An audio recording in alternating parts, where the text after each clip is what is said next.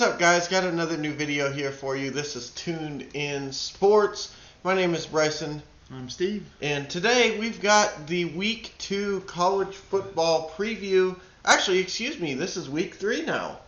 Wow. It's Week 2 of the NFL, so I think that's where I got that from. But Week 3 of college football, and we've got some more exciting action for all of our teams. And we're going to be breaking down some of it and just quickly giving you our thoughts on some of this week's upcoming games. You know, a lot of interesting games for most of our teams coming into this week. So, you know, let's start off with the one that, in my opinion, probably going to be the least interesting. We'll go ahead and start with Michigan.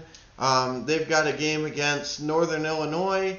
And, you know, from what I saw of their performance last week, as well as the fact that they're at home, the spread is 27.5, and they're playing Northern Illinois. I would hope that they'd be able to take care of business here as well.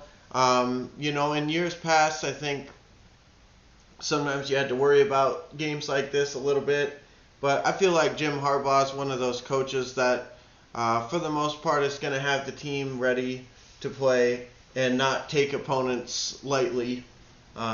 If anything, you know, they might struggle against certain opponents, but they're usually the same ones. And I think a lot of times the teams they lose to are just as good, if not better than them. I don't generally see them blowing games to teams that they're not supposed to lose to. Not to say it doesn't ever happen. I mean, you know, for example, they just lost to Rutgers, I think, last year or something like that, which is like, come on. I mean, you're Michigan and you're losing to Rutgers. So it does happen. I'm just saying, you know, in general, even in conference teams, I kind of look at it a little bit differently than, you know, Northern Illinois here. Although I will give them credit, you know, for being a team that is kind of, you know, farther down the list. They've been, you know, they generally have pretty good seasons. Seems like their coaching staff and stuff always has them ready to play. But with that being said, I'm going to say that Michigan wins this game pretty handily here at home. And I don't know about 28 points. If I had to guess, I would put the score at somewhere like 42-21 or something like that. I mean, I see them being in firm control the whole game. I don't know, you know, if they're going to necessarily post a shutout here. I wouldn't be surprised if Northern Illinois put some points on the board, but I think for the most part, the game will never be in doubt. And regardless, I mean, we're not on here trying to, you know, see who can get the prediction right. We're wrong every week on every sport, on every game, just about, in terms of what the ending score is. So that doesn't matter. But all I'm saying is I think Michigan wins this pretty handily by at least 2 touchdowns or more. Yeah, I would agree. I mean, Michigan seems to be, at least the first couple of games, they put some pretty good product out there on the field. You know, and this is really kind of a must-win season for them. They need to get this right. They need to right the wrongs here and get this train on the track again, going in the right direction. I kind of feel like the last year or whatever, last year was just a complete debacle and a mess. Yeah. And as a result, you know, Harbaugh ended up, you know, getting rid of some coaches and this and that, which I didn't disagree with. The defensive coordinator being gone. Don Brown. Yeah, he's good luck to you, Don. You know, thank you for your service for as many years as you were there. But, I mean, it was getting old watching the same thing every week. Teams just going over the middle. Nobody can cover them. Just horrible. One week after the next last year. So, I think that was definitely a move that needed to be made. And I do think, you know, offensively they got some talent. I love the quarterback room they got right now. They got Cade McNamara from Reno here, and then they got a nice young kid who's a freshman that's right behind him. That's a top talent. So between those two guys, I think we're in pretty good shape in the quarterback room. And Michigan always seems to be able to field, a good running back, a good crop of running backs. It's just going to come down to defensively. Have they made enough improvements and adjustments to not keep getting beat on the same plays as we've seen them get beat on every year? So, I'm hoping, if that's the case, that we've made the adjustments that are needed, then I would think Michigan has a good chance to compete. Maybe be around at the end of the season when they play Ohio State to have that game actually mean something for them. Yeah. Like maybe they got a chance to win a division title, or I don't know. I'm not going to sit here and predict, oh yeah, we're in the championship title hopes. That's not even what I'm trying to say.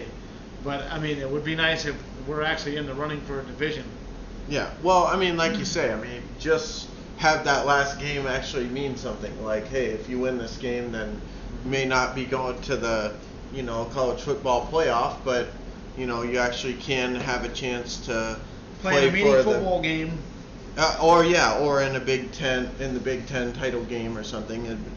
Have a good season. That's all I'm asking. Yeah. and we're off to that start so far. We've played very well in 2 games. Yeah. They've looked very good. So, with that, let's move on to the next game. Yeah, let's move on to the next game. Let's go ahead and hop into the Colorado Buffaloes game. Since we're kind of on the Big Ten here, we can talk about the Colorado Buffaloes. They've got another home game back-to-back. They just lost to Texas A&M by 3 points last week, and this week they've got a game where they're favored by 2.5 against the Minnesota Golden Gophers, which I think this is a very intriguing matchup because to this point, I believe that Colorado has played probably better than I expected, and to be honest with you, I think Minnesota has played worse than I expected them to. Don't get me wrong. They only lost to Ohio State week 1 by 14 points, so that's a lot of teams get trounced by Ohio State, so there's no shame in that. But then they also played Miami, Ohio at home following that, and they only won that game by 5. So, even last season I kind of felt like their expectations were here and their reality was kind of here, a little bit lower. And so I just think this is going to be a very interesting game. Colorado being at home, I think, is going to help them here. And I'm going to go ahead and take Colorado to win this game. Actually, I think, like I said, I think Colorado has performed maybe a little bit better than I expected them to. And I was really impressed with their performance against Texas A&M last week. Texas A&M, you might be looking at another team whose expectations are a little bit higher than what reality is, based on how they've played so far. So, who knows? Are they the Texas A&M that, came into the season number 3 or 4 or whatever ranked in the nation? Or are they not really that good? Yet to be seen, but nonetheless, it's an SEC team with probably more talent than they have. With that being said, I'm taking Colorado. No, I think it's going to be an interesting game. I kind of tend to go on the other side of things where I think Colorado coming off that big game last week, it was an emotional loss. They were in the game, had a chance to win it. They're probably coming into this game probably not firing on all cylinders, in my opinion. And I think this is a game where Minnesota is going to have a chance to exploit their deficiencies, if you will, and pull a victory off. Yeah. But it's going to be close for sure. It's going to be a good. It's going to be a good game. Yeah, I wouldn't be surprised if Colorado wins it, but I just think this is an opportunity where Minnesota's probably being overlooked a little bit. Yeah, I would agree. I just really like the matchup. It's nice to see like these teams like Colorado and Minnesota kind of play each other because they're two teams that maybe aren't projected to do too much in their own conference. conference, but you put them against each other, kind of see where you're at. I kind of look at them both in the same way for their respective conferences. I wouldn't necessarily list Colorado as a team that I've got going all the way, but I don't look at them as an easy out either. And in the same way, I kind of feel about Minnesota. They're a team that you better be prepared when you have to play them, whether it's at home or at their place. You better be prepared to play a good game, otherwise you could easily lose.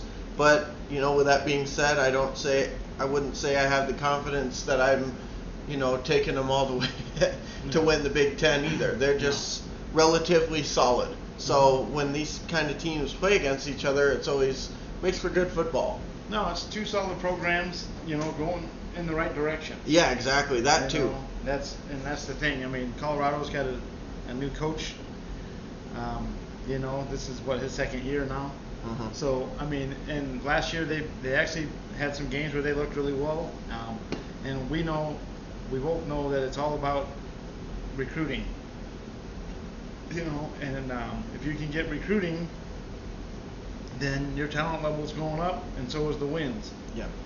So I mean, I think both teams are kind of in the same, like what you said, they're kind of the same team, but just in different conferences. Yeah.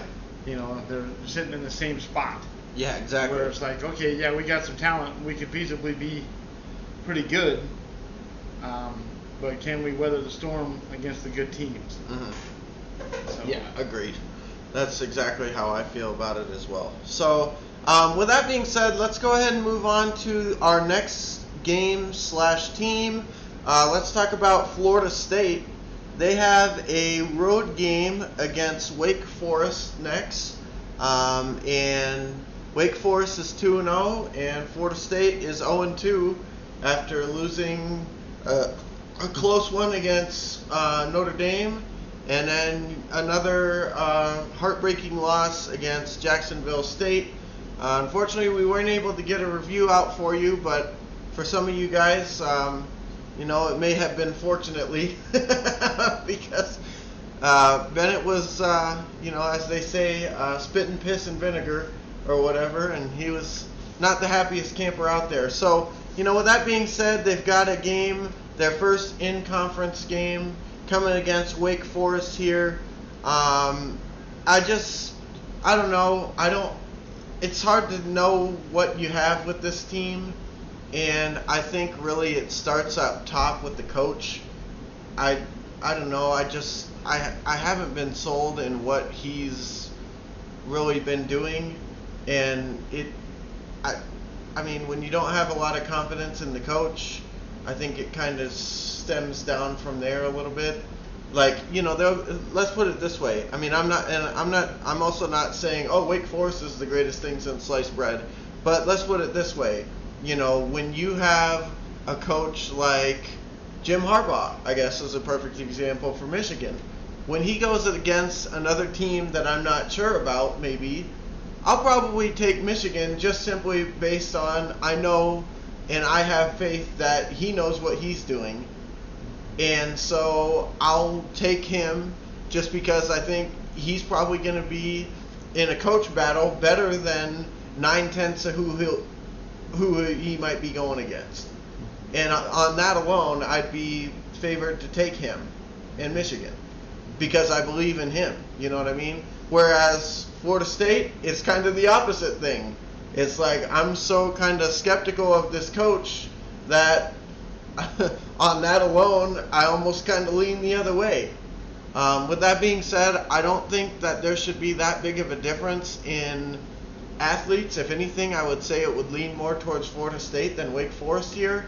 So I think if they play to their abilities, they can win this game. And but with that being said, I'm going to take Wake Forest at home here because I don't know what to expect from Florida State. I mean, they shouldn't be, after week one's performance, they shouldn't have even been in a game with Jacksonville State. And the fact that they lost, albeit in very unfortunate fashion, but I'm just saying, the fact that it was even a game was a loss. as far as I'm concerned. I got to take Wake Forest just simply because I don't have any faith in Florida State. I definitely can see where you're coming from. After watching it the last 2 weeks, I mean, they looked like a team that could be possibly a top 25 school when they played Notre Dame, and to come out and look like they did against Jackson State was pretty much an embarrassment all the way around. The coach made some really bad calls going forward on 4th down on his own 29-yard line or something like that in the third quarter. I didn't understand that play whatsoever. And it's not like Jacksonville State was running up and down the field on you. You know, for the most part, Florida State was doing a decent job on the defensive end. Yeah. So, with that being said, I don't quite have the same feeling that you do with this coach. This guy was more than a bit successful at Memphis and was going to bowl games, had a winning record there. So I don't necessarily subscribe to the fact that this guy can't coach. But I mean, he definitely has made some head-scratching moves, and especially the last game. So, and like you said, it's kind of, I mean, if the players aren't buying into what you're doing, then you're going nowhere fast. And I mean, that's what the problem that the coach that was there before this guy was there had. Yeah. Nobody's buying in, and you simply just don't have it. I mean, I wouldn't be surprised at all if they get rid of this coach by the season's end. Now, do I really feel like this guy is not capable of coaching at a Division I level? No, I do, and he's already proven it. But the thing that I could see happening is I could see a guy like Deion Sanders making the jump from high school or whatever. Jacksonville State or whatever, not Jacksonville State, but whatever college. It's a Division II something. Yeah, it's a smaller college or whatever, all-black college, I think. I could see him making the jump from there to Florida State, because Florida State, what they're going to want is they want to bring in a splash name. Florida State used to be a top 10 school every year. Recruiting wise, play on the field, I mean, all of it. It was always, Florida State was in the mix. Yeah, no one would know more about that than Deion. And Deion was a part of those days. Yeah. And so, I mean, to me, and he's evolving as a coach every week he's coaching, and don't tell me that he's not going to be able to get recruits. Yeah. Because, I mean, everybody that grew up watching film on Deion, I mean, these guys, Deion's a legend. And he was maybe the best cornerback ever to play the game. So, yeah, I mean, he's definitely, in my opinion, the right guy for that job. And I think that's what's going to end up happening. I think this guy's just laying in wait. So he's kind of like, okay, well, he's the transition guy a little bit. Let me just spin my wheels for another season. Yeah. And then until they make the move to Deion. Because if Deion's ready to make that leap, don't tell me for a second that Florida State ain't going to give him a chance. Yeah. Well, one thing that I was thinking kind of while you were talking about, don't know if it's necessarily a situation where this guy can't coach. One thing that kind of popped into my mind is, it wouldn't necessarily surprise me if he was doing these kind of things like that maybe at Memphis, but, because of the fact that they're not going to be regarded for a national title or something like that, maybe he didn't have as much to lose by doing it. You know what I mean? Because any game that they were playing against a real opponent, they weren't supposed to win. And those other games, they were probably successful because, he had a really good team down there at Memphis. So, I don't know. I mean, like you say, I'm not trying to say that I don't think this guy has any coaching ability. I'm just saying that from what I've seen, there's been some head-scratching things done that he's been responsible for, and it makes me a little bit hesitant to be in his camp. think like, oh yeah, this is the guy for the job. It's kind of like, there's what no are we arguing doing it. here? There's no arguing it. I'm not here to debate whether the moves he's made have been good ones. That's not at all what I'm doing. But I just know that he's already been at other programs and won. Yeah. And taken them to, bowl games and won bowl games and stuff. So I don't think it's a question about whether or not the guy can coach at the level. But, I mean, and obviously when you're at a school like Florida State, anything you do, good or bad, is amplified. Yeah. It's just like Harbaugh at Michigan. Anything he does, if he has a bad season, it looks a lot worse than the guy coaching at Minnesota having a bad season. Yeah. Because you know where you've been. And Michigan is like, okay, we got history here of winning football games. Yeah.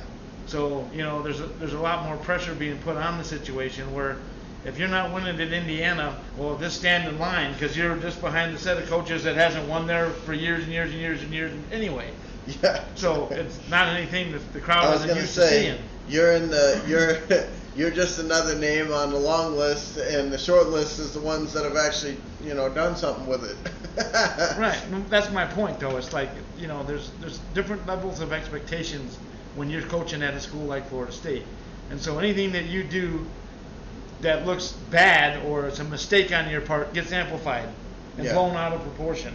Yeah, whereas on the other if he makes that same call at Jackson State, they're probably not saying anything about it. Yeah, or their opponent this week, Wake Forest, similar situation. Oh, that's the school that's only in the conference to keep the GPA up, and but I'll give credit to Wake Forest. They've actually put out some competitive football teams these last handful of years. And basketball teams over the years have been good there.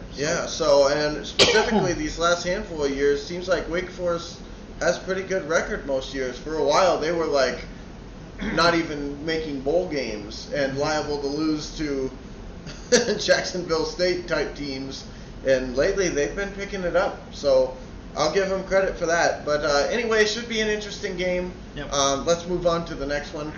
Speaking of interesting games, we've got Nevada on the road at Kansas State. And listen here, folks. Nevada is favored by 2 points on the road at a Big 12 school. I couldn't believe when I read that. I mean, don't get me wrong. I don't think necessarily that Kansas State is lighting the world on fire right now. But at the same time, I didn't think that they'd be having that much confidence in Nevada. Because you got to think, too, the home team is getting probably 3 points. So that means if Nevada was at home, it'd be damn near, 5 points, damn near a touchdown. Which is a lot for betting. So, the sports book, it is what it is. But I'm just saying, I was surprised to see that. With that being said, I think it should be interesting. I hope Nevada can win this game. Kansas State, I believe their coach that they had for years and years has left. Snyder, I think, wasn't that his name? So there's a new coach there, which is probably part of the reason why expectations are not very high. And, you're seeing Mountain West school favored over them at home. And Nevada, Carson Strong and all these guys coming back. So with that being said, it's really hard for me to take Nevada just because I'm not used to seeing them in a position where they would be favored in a game like this. And my gut is telling me that it doesn't seem right, and that's because they're probably going to lose here. But I'm going to take Nevada and say that they're going to pull off the win here. I think the way that they've been playing and what they were supposed to be coming into this season, if they can beat Cal in Cal, then I think there's no reason that they shouldn't be able to play with Kansas State and win that game as well. So I'm going to go with Nevada here, even though I would not be shocked if this is a game that they easily could have won and end up losing. So, but I'm gonna say Nevada wins. Yeah, I would agree. It's like a situation where this is like one of the first years Nevada is actually supposed to be in the running for the division. Usually it's just like, well, Boise State's going to walk away with this again. Yeah, exactly. Or, and basically they don't give Nevada much of a chance. No. But this year, that's supposed to be who the competition is. Yeah. It's supposed to be Nevada. So, I mean, up to this point, they haven't disappointed. Teams played well in two performances thus far. The Cal game was big. I don't think Cal's very good, but at the same time, Pac-10 school definitely got more talent on the average probably than Nevada has. Oh, definitely. In depth in that. So the fact that we could pull that game off on the road, on the road and opening weekend too, so everybody's hyped and ready to watch the team. Yeah, I mean, and then they took care of business last week. Yeah, handily. So, I mean, Nevada's just playing well right now. I think they got a lot of confidence going into this game. I don't really see. I don't see the spotlight being too big for these guys with this. So I'm going to say they're going to win this game as well. Mm-hmm. And I say they win it by 5 to 7 points. Okay. More so than just 2. I think they can do enough to do that. The coach has got the team in a good spot as far as like their mindset. They're playing with confidence. The offense is moving the ball well. The running game is on fire. Yeah. Tua's running over everybody. He gets in front of them. So I think, or Tawa, whatever his name is. Tawa. I mean, that guy's just a beast right now. He's running over people. So I just think Nevada's in a good spot, and I'm thinking they're going to pull out a win. Yeah. And then following this game, they got aforementioned Boise State next on the blue field. So if they can pull off that one, if they can pull off this one, I think it's going to be big for their confidence going into that game, which, in my opinion, looking at the rest of their schedule, is basically going to decide the season for them. Because, looking at the rest of the schedule, Hawaii, they've got them at home.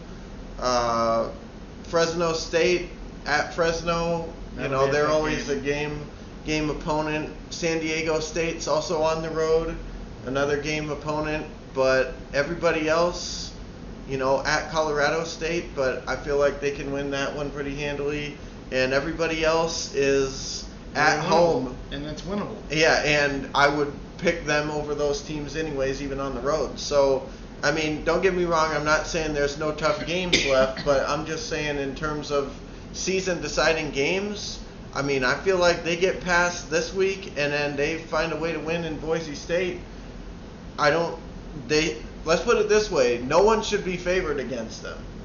They should be the favorites in every game left, and in some of them by more than 3 points. Well, if they win this one and beat Boise State, yeah, they're going to be favored by quite a few points in most of these matchups that they have left. So this is definitely the hardest part of their schedule, and if they can, go undefeated in this, then, barring the usual Nevada slip-up against some team that they shouldn't be in a game with, I don't see them losing to anybody else until they get to the Mountain West Conference Championship game, and then whoever they have to play at that point, we'll see. But nonetheless, I'm just saying, if they can get past this game and then the next game at Boise, there's no reason. The big thing is they need to get through this week without too many injuries.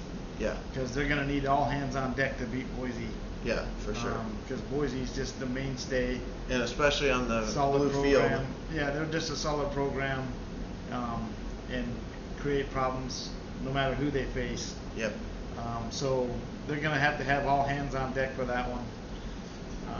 So hopefully they can get through this Kansas State game without any injuries to any significant players, and remain relatively healthy. Yeah, agreed. Going into that game, because otherwise we could be in for some trouble. Agreed. But with that being said, we both picked Nevada to beat Kansas State this week. Hopefully they can do that for us and not send us home disappointed early going into the Boise game. So, all right. Anyways, let's move on to the final game here. And, we're going to end off our video with some Alabama football. They've got enough said. That'll be it for this video. They've got a road game against Florida this week. Florida is ranked number 11 in the nation at as of right now. We'll see what happens tomorrow. If they end up getting wiped off the face of the earth, then obviously that'll change. But nonetheless, as of right now, they're undefeated, ranked number 11 in the nation, and Alabama's rolling into town to take them on. So obviously this is probably one of the bigger games of the season going into it. Much like we talked about with Boise, in some respects you can say the same with Florida. I wouldn't necessarily say that over the past decade or so they've had as much success on a national championship pedestal, but they've definitely been, pretty much the East is going through them every year. You know what I mean? It's either them or Georgia is pretty much the two teams that are there to contend in the East. And I don't see this year being any different. So, we don't have to play Georgia in the regular season this year. We played them last year in the regular season. But nonetheless, a game on the road in the swamp, it's definitely not going to be an easy one. I think Bryce Young, he's looked pretty good so far, but this is definitely going to be his biggest challenge yet that he's had to face and be the starter for. So with that being said, I still think Alabama's going to win this game, and I wouldn't be surprised if it was by, a fair amount. Though I will say last year when we played Florida, I was expecting us to handle them, and it was probably the most exciting, crazy game of football I've watched in a long time. So, but that was with Kyle Trask, and this is a new quarterback also for Florida. So, I'm going to take Alabama. It looks like they're favored 14.5 over Florida here, and I think that's about right. I would say they'll probably win this game by 20, if I had to guess. But nonetheless, it's going to be a difficult test here, and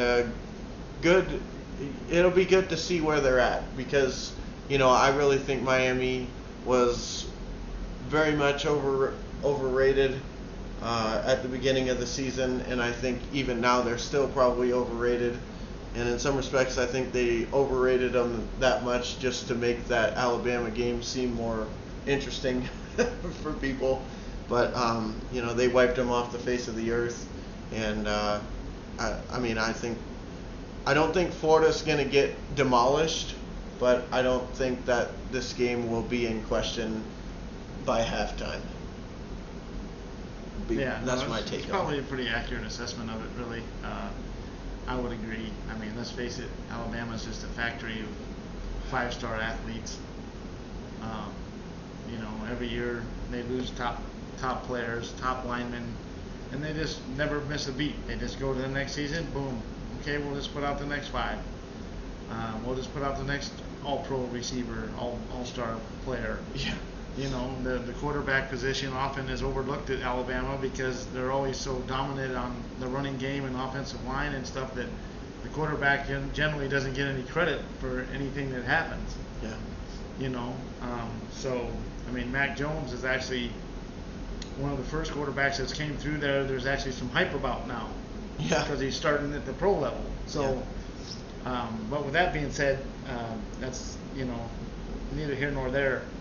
But yeah, I think similar to what you said, I think Florida is going to be a tough opponent. But I don't, like you said, I don't foresee this being something that we're really worried about.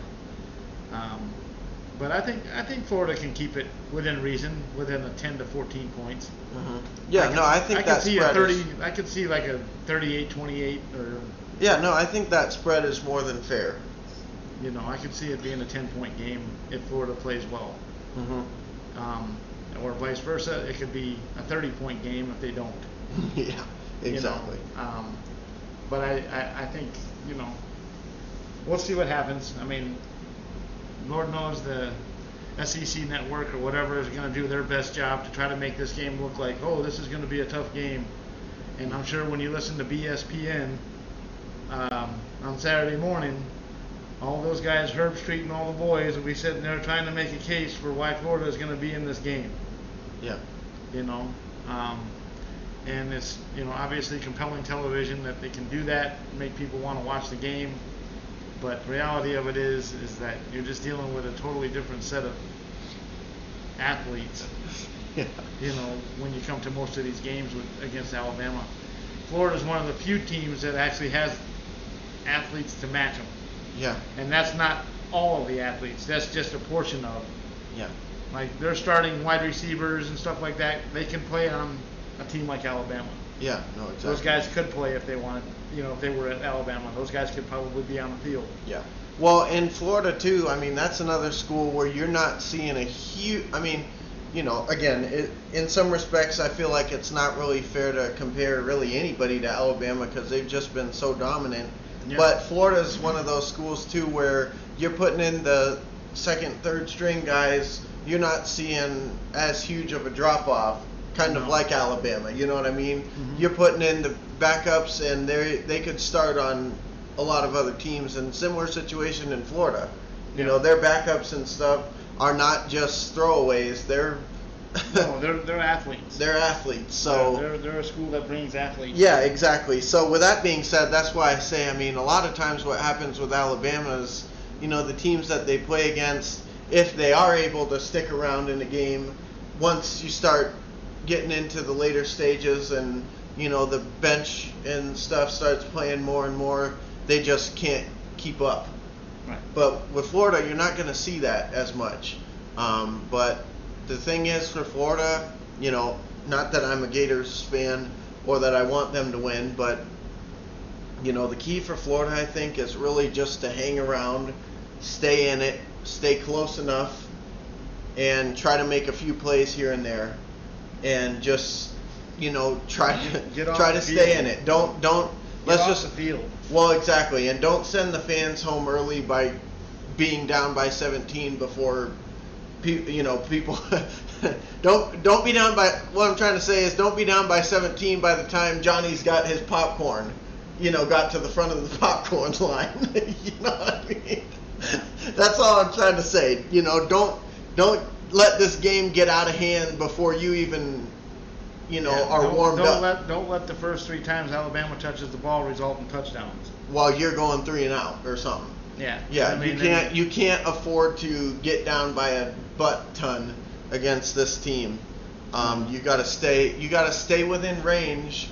And then if you can do that, make a few plays here and there, keep the fans involved through the whole game, I think they could play. Mm-hmm. So, and like I said before, just real quickly to end it, I would like to see this be a competitive game. Obviously, I don't want my team to lose, but I would like to see this be a competitive game, and I'm a football fan first. So I like watching great football. Yep. And so I really hope this is a good game. With that being said, I hope my team wins. But I hope this is a good game. And I think it will be. I think it will be. I don't think this is one of those ones where, like you said, the people are hyping it up and, doing all they can to sell you on this team having a chance, and then they just get pummeled by 40. Maybe we'll see that, but my guess would be it's somewhere around what the spread says, and Florida will be not a team that just gets, tossed away. I think they'll put up a fight at home. Yeah. And the fans will definitely be rowdy and ready to, and Florida's got a good coach. So Dan Mullen is. Yeah, I just feel like they got some talent there. Got a good coach. They're gonna do what they can do to try to stay in the game. They just got to know that they can't match them, player for player, but they just got to do enough to keep the offense for Alabama off the field. Mm-hmm. They got to keep the chains moving, if nothing else, just to eat up clock. Yeah. To keep the score at a reasonable pace. Yeah. because they don't want to get into a shootout where they go running up and down the field, because eventually you're just going to lose that battle. Yeah, no, exactly. You just can't compete. Yeah. Well, and the same thing, I mean, Florida's notoriously had a really good defense. So if you can keep those guys fresh and, your offense can do enough to keep them not getting, worn out and stuff like that. Yeah, I mean, I think, like I said, I think this will be a good game, and I'll definitely be tuned in for it, and I'll be excited to share my thoughts on the post game for the review tomorrow. But with that being said, guys, thank you for watching this video. If you like what you see, hit the like button, subscribe, drop a comment. What are your thoughts on these games? Do you agree with us? Are we full of crap? Whatever you guys think, drop it down, and we'll be sure to give it a look. Give it a look, exactly. So, with that being said, guys, Bryson. I'm Steve. See you guys in the next video.